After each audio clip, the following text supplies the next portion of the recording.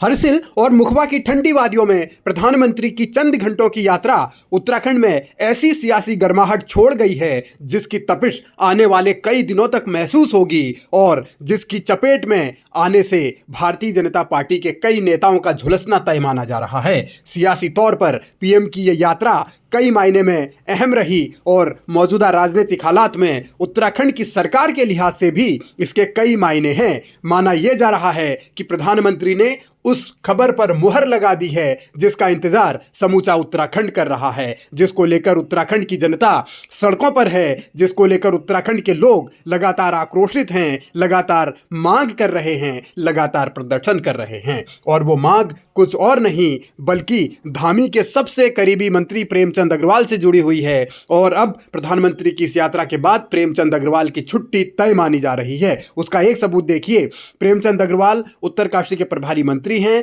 अमूमन प्रभारी मंत्री किसी भी बड़े नेता के कार्यक्रम में मौजूद रहते हैं, लेकिन प्रेमचंद अग्रवाल आज पीएम के साथ नहीं बल्कि हिमाचल प्रदेश में अपने परिवार के साथ मां बाल सुंदरी के दरबार में थे। प्रेमचंद्र की ये निजी यात्रा ये संकेत दे रही है कि भारतीय जनता पार्टी ने भी उन्हें संकेत दे दिया है कि अब आपका हिसाब पूरा हो चुका है, यानी मंत्री पद से प्रेमचंद अग्रवाल की छुट्टी करीब करीब तय है। संगठन भी इस ओर संकेत दे रहा है कि कभी भी कैबिनेट में फेरबदल हो सकता है और प्रेमचंद अग्रवाल का पत्ता कट सकता है।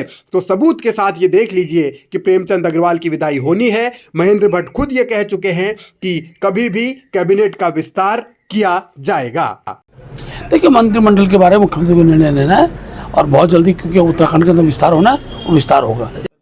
महेंद्र भट्ट ये दावा कर रहे हैं कि कैबिनेट का विस्तार कभी भी हो सकता है। और इस बीच खबर यह है कि मुख्यमंत्री पुष्कर सिंह धामी दिल्ली पहुंचे हैं और दिल्ली में उनकी मुलाकात गृह मंत्री अमित शाह से होने वाली है और संभवतः माना यही जा रहा है कि इसमें कैबिनेट के विस्तार को हरी झंडी मिल जाएगी।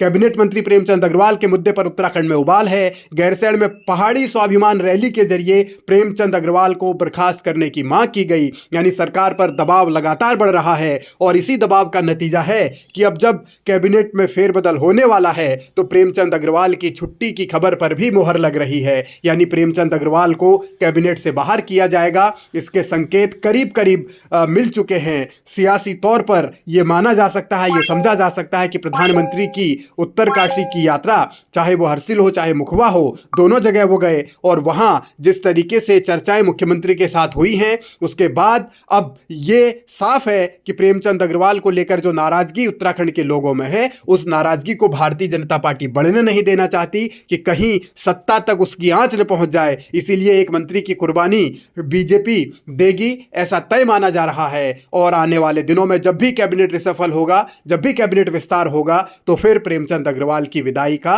रास्ता भी साफ हो जाएगा। माना यह भी जा रहा है कि 5 नए मंत्री बनेंगे, 3 मंत्रियों की छुट्टी हो सकती है। अब वो कौन होंगे, ये दिलचस्प है।